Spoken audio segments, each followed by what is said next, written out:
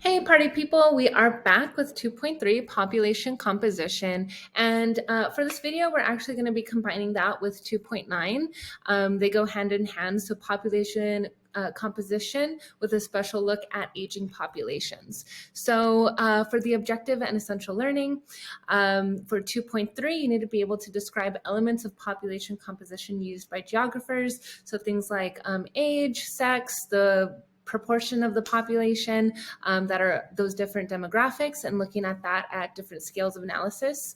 And then also the way that that's depicted, which is just meaning population pyramids. So you guys are going to be seeing a lot of population pyramids in this unit. And then for 2.9, explaining the causes and consequences of aging populations. So that's a big one for this unit as well. So population composition. So this is talking about population structure.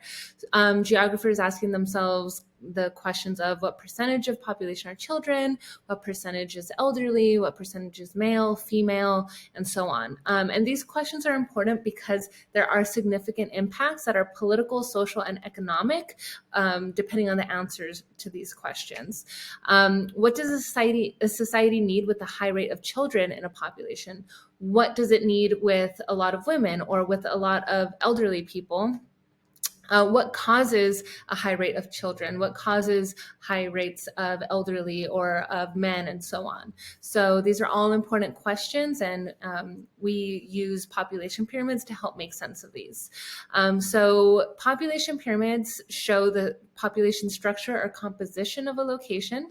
Let me scoot over this way for now. So first we see that it is split by age here, usually in increments of 5 years.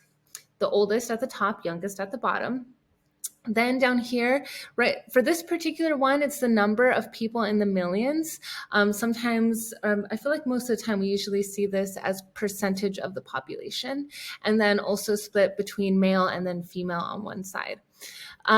So these are used to assess population growth and decline, and also is used in businesses to predict markets for goods and services, as well as for government in terms of what maybe the government might need to provide. And this can be utilized at different scales. So this can be done for a city. This one right here is done for a country. Could be done for a state or a canton, and so on. So dependency ratio, this is the number of people in a dependent age group divided by the number of people in the working age group and then multiplied by 100. So essentially, people that are under the age of 15 would be considered dependents, and then people over the age of 65 would also be considered dependent. So basically, the older and youngest of the population. So what is the demand being placed on the working age population to provide for the dependent population? So working population just means that they're paying taxes that go into government funding for these two types of dependency groups, either youth dependency or elderly dependency. So the impacts of dependency ratio, if you have a high dependency ratio, that means that there's a higher number of people that are not working. They're not earning an income, they're not paying taxes. And what could that mean, right? These taxes support all of these kinds of things. So if they're not working, are they dependent on state health care? Are they going to school and using those services?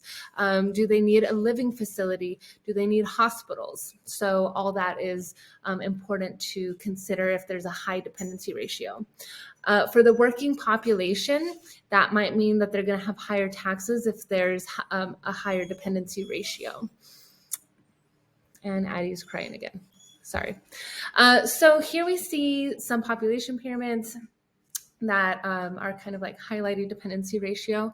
So in general, elderly dependents, right, 65 and up, young dependents, 14 and down, and then economically active in general, not by rule, but we typically see 15 to 64 as economically active or actively employed. This is a population pyramid of Japan. This is from 2016, but as you can see here, they have a very significant portion of the elderly dependent population.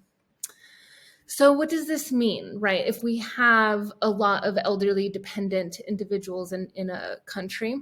So if we think about ESPN economically, the elderly will pay less income taxes because a lot of them are not working. This means that they might be supported by a government sponsored retirement fund. Social Security is what it's called in the US. And then as life expectancy increases, so do healthcare costs. So people can survive so much longer now, and they're going to need a lot more healthcare in their older age. This means that there might be need for more infrastructure, as in more hospitals, and then also healthcare workers, and is that available? Also, in terms of economic, it can also provide opportunities for employment in the elder care industry. So things like geriatrics, geriatric physical therapists, and home health care providers, that type of work, and then also volunteer work. Socially, if we have a lot of elderly, in traditional families, we typically see brides moving into the husband's family's residence. And this is kind of true across the world in more traditional types of cultures. However, culture is changing. What is expected maybe that the elderly generation thought is not quite the same for the younger generation. Also, living facilities for the elderly is another social issue. Maybe that's more of a trend in a lot of places as opposed to having the family take care of their elderly members. Also, we see social support to families where grandparents might babysit, help keep families together, things like that. And then political, elderly people tend to be the most politically active. A lot of times it's because they have the time to be able to be politically active, to go vote, things like that. They tend to have different perspectives, like I mentioned, like culture changing, different perspective on political issues. A lot of their concerns revolve around like healthcare and retirement policies. So these are the variety of ways that, excuse me, we can look at what a particular demographic of a population might mean, specifically the impacts of an aging population. For the younger, the young dependents, right, of the dependency ratio, Nigeria, this is their population pyramid from 2020. Again, a very significant amount of children in Nigeria. So for sex ratio, this is a proportion of males to females in a population. This is important to look at different scales and multiple scales. So that can also reveal different things about places. So if we look at this, we see that China has far more males than females. This is from 2017. So what would cause fewer women or fewer men in a society? So war is a big reason. Typically, we see males that are the ones that are on the front lines for war.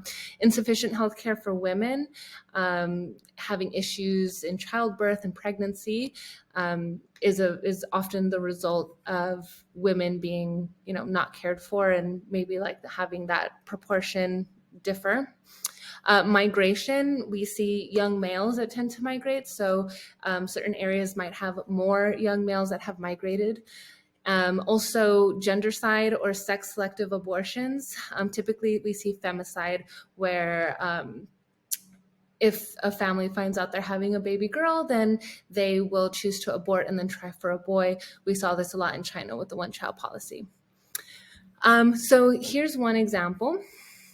This is Russia in 2019, and here we see less males than females. So the fact that there's more women in ages 80 and up, that's a marker of World War II because a lot of males died during that conflict.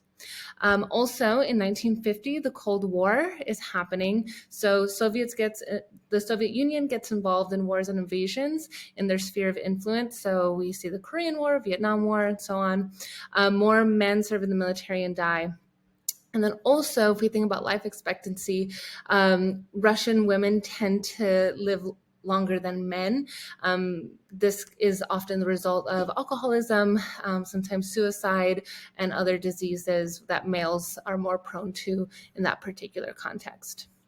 So that is all for 2.3 and a little bit of 2.9. I will see you guys next time.